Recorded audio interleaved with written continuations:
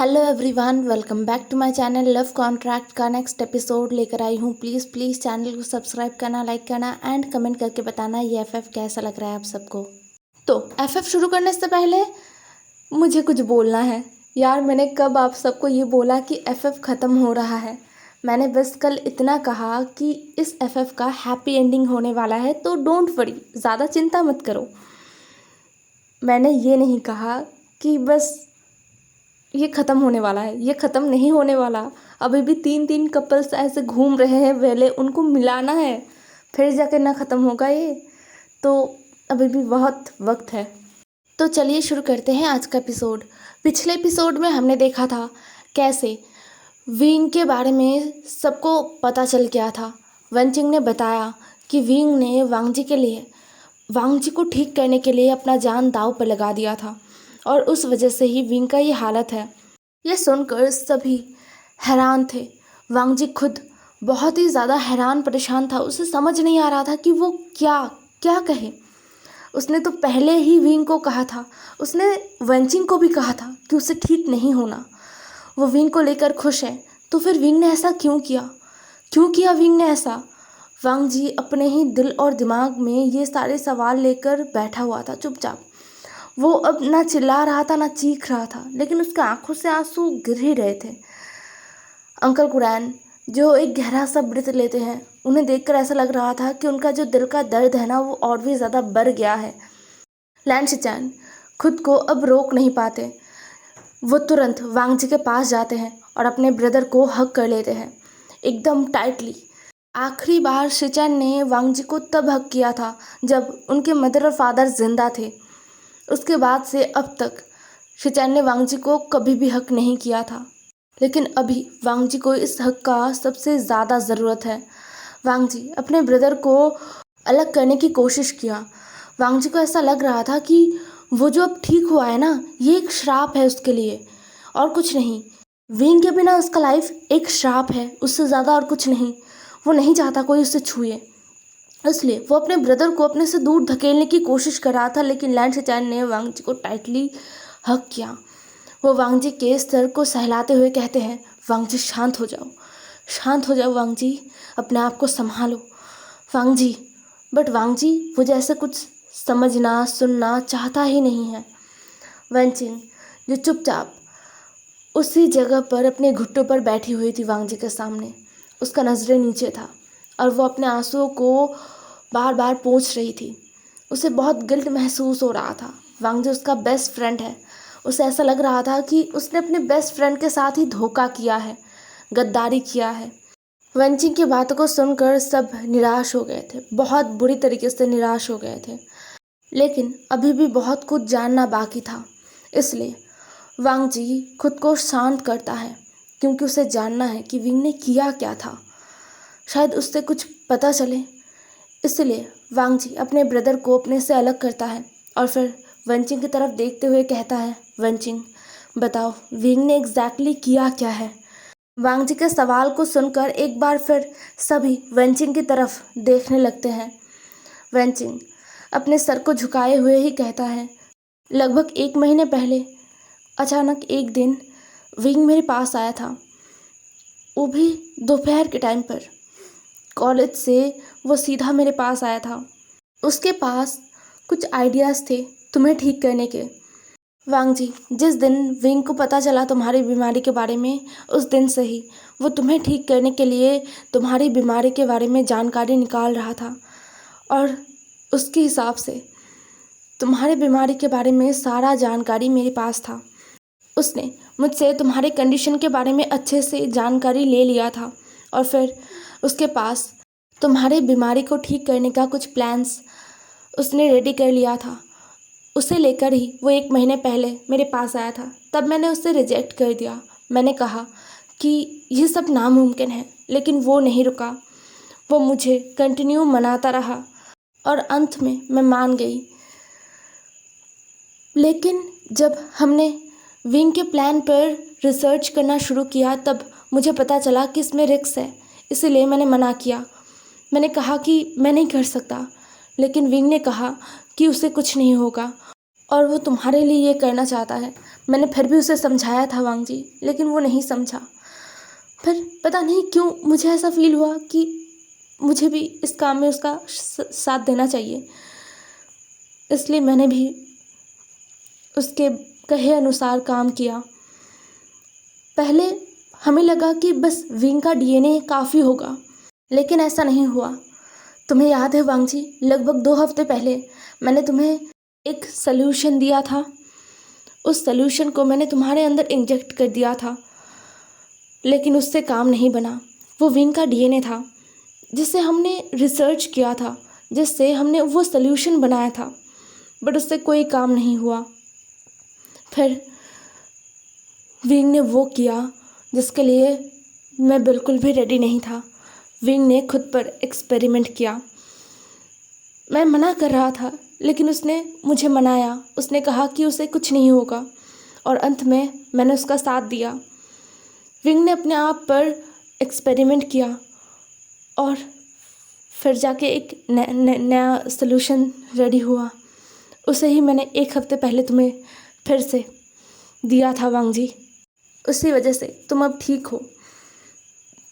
But wing वो उसका body वो सारे एक्सपेरिमेंट को झेल नहीं पाया। सारे एक्सपेरिमेंट कंप्लीट होने के बाद विंग बहुत ही ज़्यादा वीक हो गया था। उसने कहा था मुझसे कि वो ठीक है, लेकिन मुझे पता था कि वो ठीक नहीं है। फिर जिस दिन तुम उसे मेरे पास लेकर आए, उस दिन मैंने उसे कहा कि हमें सब कुछ बताना चाहिए तुम्हें, लेकिन उसने मना किया। उसने कहा जब तक वांग जी पूरी तरीके से ठीक ना हो जाए, जब तक विंग वांग जी को अपनी आंखों के सामने सबसे हंसते खेलते बात करते हुए, अपने फैमिली को हक करते हुए ना देख ले, तब तक इस बारे में हम किसी को कुछ नहीं बताएंगे। लेकिन उस दिन विंग का हालत देखकर मुझे लगा था कि वो सही नहीं है, इसलिए मैं उसके लिए दवाई बनाना स्टार्ट कर चुका था, लेकिन वो काम नहीं आया। वांग जी जो चुपचाप वेंचिंग के कहे गए हर एक शब्द को सुन रहा था, उसका दिल ना टूटे जा रहा था। वो विंग पर बहुत गुस्सा हो गया। उसे ऐसा लगा कि विंग ने ये क्यों किया। क्या वो दोनों हमेशा एक साथ रह के खुश नहीं रह सकते थे? वांग जी को तो कभी कोई चाहिए ही नहीं था विंग के अलावा। तो फिर विंग उसने ऐसा क्यों किया? क्यों? दूसरी तरफ वेंचिंग की बातों को सबने गौर से सुना, और सुनने के बाद कोई कुछ कह पाता उससे पहले ही इमरजेंसी रूम का दरवाज़ा खुला और एक डॉक्टर बाहर आए। जो 2 डॉक्टर अंदर थे ना, उनमें से एक बाहर आया था। उसने हड़बड़ाते हुए कहा, डॉक्टर वैन, पेशेंट, उनका हालत सही नहीं है, अंदर चलिए, देखिए एक बार। वेंचिंग ने ये सुना और वो जल्दी से दौड़ते हुए विंग के पास पहुंचा। सिर्फ वेंचिंग नहीं, वांग जी भी दौड़ कर अंदर गया था।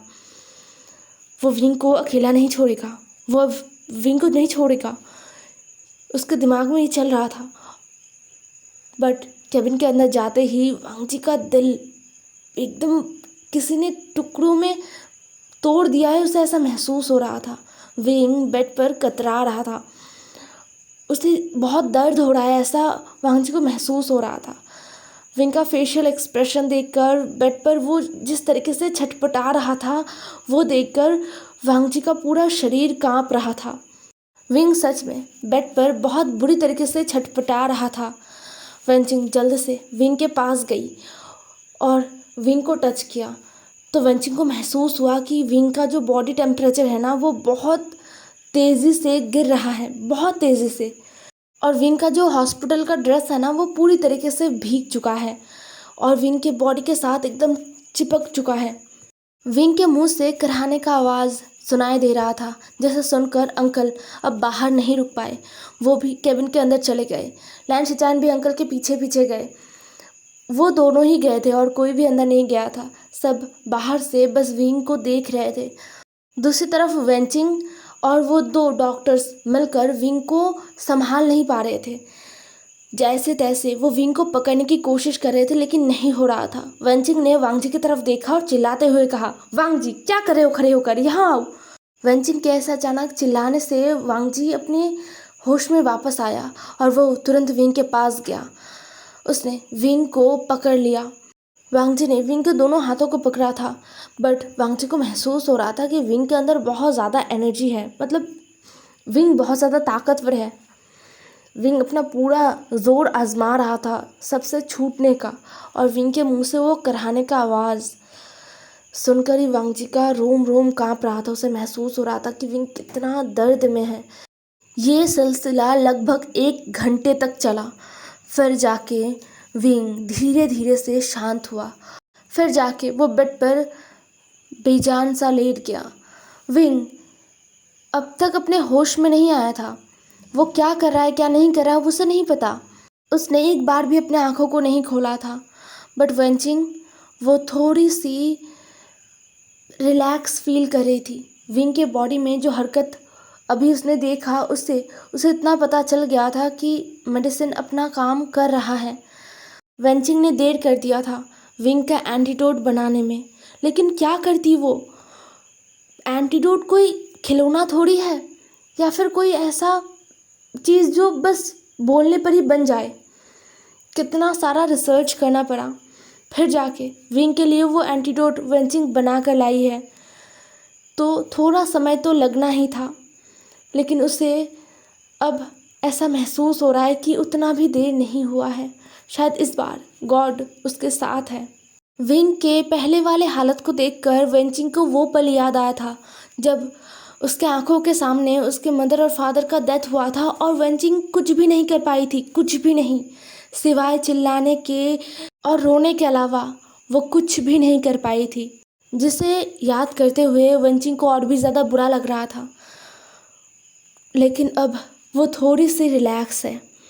विंग ने वेंचिंग के हार्ट बीट को देखा जो अब नॉर्मल है। विंग का शरीर हद से ज़्यादा ठंडा ना हो जाए इसीलिए वेंचिंग ने कुछ मोटे ब्लैंकेट्स को मंगाया और उससे विंग को ढक दिया। वेंचिंग जो अब थोड़ी सी शांत थी, लेकिन लैन फैमिली में कोई भी शांत नहीं था। सब वेंचिंग की तरफ देख रहे थे और समझने की कोशिश कर रहे थे कि हो क्या रहा है। क्या क्या विंग ठीक हो रहा है या फिर कुछ और बुरा होने वाला है। वेंचिंग ने तीनों लैंस को देखा और कहा, डोंट वरी, विंग ठीक है, लेकिन मुझे नहीं पता उसे होश कब आएगा। पहले हमें विंग को 48 आवर्स तक ऑब्जर्वेशन में रखना होगा, फिर जाके पता चलेगा कि।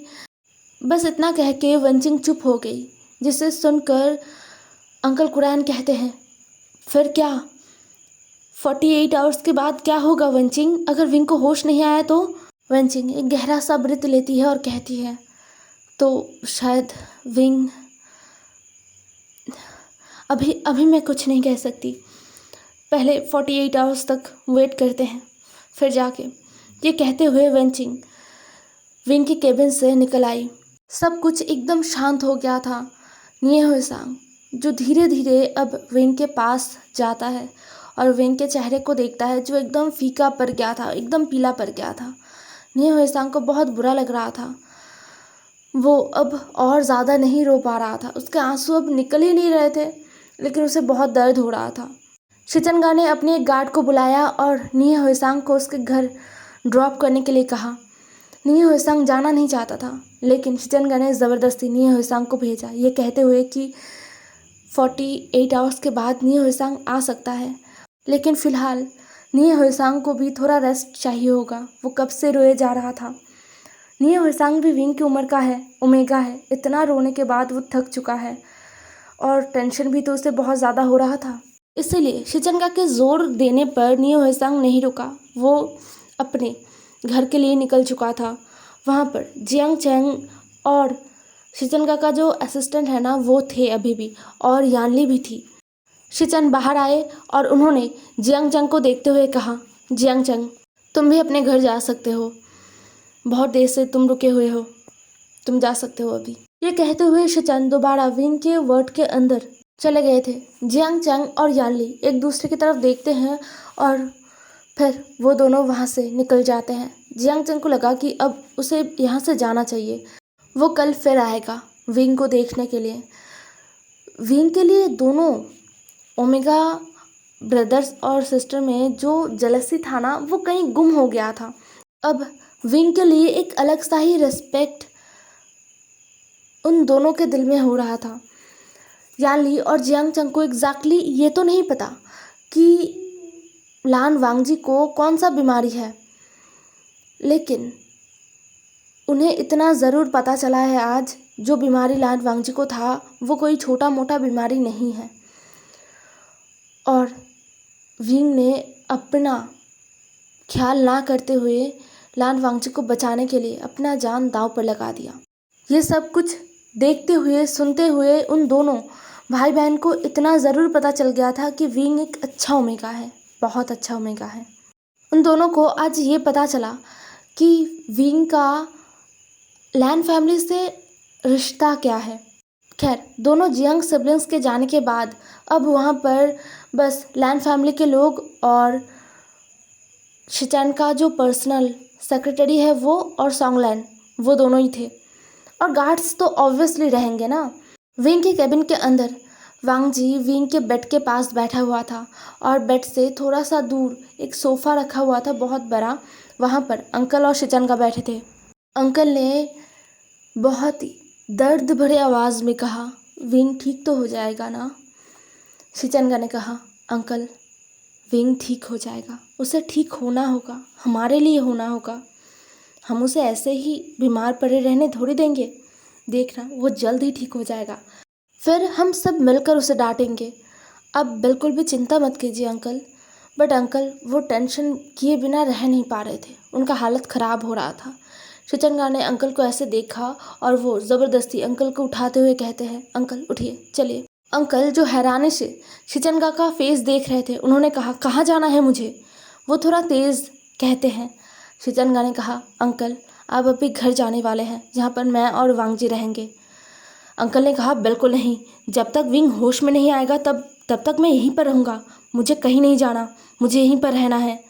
शिचंगा ने कहा, नहीं अंकल आप यहाँ नहीं रह सकते, आपको यहाँ रहने में परेशानी होगा, आपका तबीयत ख़राब होगा। क्या आप चाहते हो कि विंग के साथ साथ आपका भी तबीयत ख़राब हो जाए? फिर हम दोनों भाई कहाँ से क्या करेंगे, कैसे संभालेंगे? बट अंकल वो तो कुछ सुनने के मूड में थे ही नहीं। वो विंग को छोड़कर नहीं जाना चाहते, इसीलिए वो ज़िद पर अड़ गए। उन्हें ज़िद करते हुए देखकर वांगजी ने अपने ठंडे लहजे में कहा, अंकल आप घर जाइए, ब्रदर अंकल को लेकर जाइए, मैं यहाँ पर हूँ विंग के पास, मैं संभाल लूँगा। शिचंगा ने कहा, वांगजी ने कहा, ब्रदर प्लीज़ मुझे थोड़ा सा अकेला रहना है विंग के साथ, प्लीज़ ब्रदर मैं यहाँ संभाल लूँगा। यह सुनने के बाद शिचंगा अंकल को लेकर हॉस्पिटल से निकल चुके थे। अंकल के तबीयत के बारे में भी उन्हें सोचना होगा। अगर अंकल अभी बीमार पड़ गए तो संभालना मुश्किल हो जाएगा। हालांकि अंकल बिल्कुल भी जाना नहीं चाहते थे, उन्हें ज़बरदस्ती ले जाया गया। कुछ गार्ड्स और शिचंगा मिलकर अंकल को लेकर गए। अब कैबिन के अंदर बस विंग था और वांगजी जो अब तक चुपचाप बस विंग के पास बैठा था और थोड़ी देर पहले अंकल से ही उसने बात किया, अंकल को जाने के लिए बोला, वरना अब तक वो एकदम शांत था। बट अब वो शांत नहीं रह पाया, वो उठकर खड़ा हो गया। विंग जिसे तो कोई होश था ही नहीं, लेकिन वांगजी को ऐसा महसूस हो रहा था कि जैसे वो अपने ऊपर से कंट्रोल खो चुका है। वो विंग के ऊपर चिल्लाते हुए कहता है, विंग तुमने ऐसा क्यों किया? हाँ, तुम अपने आप को सोचते क्या हो, क्या समझते हो? महान, तुम बहुत महान हो। तुम मुझे ठीक करके क्या साबित करना चाहते थे कि तुम बहुत महान हो? तुम मुझे ठीक करके मुझे छोड़कर जाना चाहते थे, है ना? तुम इतने बड़े सेल्फिश कैसे हो सकते हो विंग? क्या तुम्हारे पास मेरी फीलिंग्स का कोई मतलब है? क्या तुम मेरे फीलिंग्स को सीरियसली लेते भी हो विंग? नहीं, तुम्हारे पास मेरे फीलिंग्स के लिए कोई जगह नहीं है विंग। तुम मुझसे प्यार नहीं करते, अगर करते तो तुम ऐसा नहीं कर सकते। मैंने हमेशा तुम्हें ये कहा कि मुझे बस तुम चाहिए और कोई नहीं, लेकिन फिर भी तुमने ये किया। I hate you wing, I hate you. तुम्हें ठीक होना होगा, तुम्हें मैं पनिश करने वाला हूँ विंग, इसलिए तुम्हें ठीक होना होगा। एट एनी कॉस्ट मैं तुम्हें ठीक करके रहूँगा, समझ में आ रहा है तुम्हें? ये कहते हुए वांगजी चिल्ला पड़ा, लेकिन विंग के ऊपर कोई असर नहीं हुआ। विंग को होश था ही नहीं, तो वो क्या ही सुनता। क्या ही समझता। यहाँ से समय अपनी रफ्तार पकड़ चुका था बहुत तेज़ी से। कहते हैं ना, समय किसी के लिए भी नहीं रुकता। लगभग 48 आवर्स होने को आए हैं, बस 2 घंटे बाकी है, लेकिन अभी तक विंग को होश नहीं आया है। इन 48 आवर्स में 2 बार नी हवेसांग आया है विंग को देखने के लिए। अंकल कुरैन जो पिछले 5 घंटे से यहाँ पर बैठे हुए हैं। इससे पहले तक अंकल कुरैन को हॉस्पिटल आने के लिए मना किया जा रहा था और अंकल कुरैन को एक तरीके से लैन हाउस में ना बंद किया गया था, जिससे अंकल कुरैन ना आ पाए। लेकिन अंकल कुरैन घर पर बहुत ही ज़्यादा पैनिक कर रहे थे, इसीलिए हार मान के शिचनगा को अंकल कुरैन को यहाँ पर लाना पड़ा। शिचनगा जो कि अंकल कुरैन के साथ रह तो रहे थे, लेकिन यहाँ का पूरा अपडेट वो रख रहे थे। कब क्या हो रहा है, विंग का हालत क्या है, वांगजी क्या कर रहा है, सब कुछ वो मॉनिटर कर रहे थे और बीच बीच में विंग को देखने के लिए भी आ रहे थे। अभी वो फ़िलहाल अंकल के साथ ही बैठे हुए हैं। वांगजी चुपचाप अभी भी विंग के एकदम पास बैठा हुआ था। इन 48 आवर्स में वांगजी हिला भी नहीं। मतलब हाँ, ऑब्वियसली वो वॉशरूम गया, वो फ्रेश भी हुआ, लेकिन उस केबिन के अंदर, उस केबिन से वो बाहर नहीं निकला और पूरा टाइम विंग के साथ था। विंग को डांटता रहा, बहुत सारा गुस्सा निकालता रहा। अब जाके ना उसे ऐसा महसूस हो रहा था कि उसके पास और कुछ बोलने के लिए है ही नहीं, लेकिन अभी भी विंग जागने का नाम ही नहीं कर रहा। वेंचिंग जो खड़ी थी और विंग को मॉनिटर कर रही थी। विंग का हार्ट बीट, पल्स रेट सब कुछ नॉर्मल है, सब कुछ, बॉडी टेम्परेचर भी नॉर्मल है, लेकिन विंग होश में नहीं आ रहा है। वेंचिंग ने विंग को कुछ नए दवाइयाँ भी दिया है, लेकिन किसी का भी असर नहीं दिख रहा। आज जियांग चैंग और यानली फिर से आए हैं। इन 48 आवर्स में वो दोनों सिबलिंग्स नहीं आए थे, लेकिन अब मतलब ख़त्म होने वाले हैं 48 आवर्स, तो अब वो दोनों आए हैं। वो भी बहुत ज़्यादा प्रे कर रहे थे कि विंग होश में आ जाए। विंग के साथ, लैन फैमिली के साथ उनका कोई रिश्ता नहीं है, बट फिर भी वो चाहते हैं कि विंग होश में आ जाए। हालांकि जियांग चैंग का एक रिश्ता है जो सीक्रेट है, बाद में पता चलेगा, बट अभी वो दोनों आए हैं और बाहर इंतज़ार कर रहे हैं।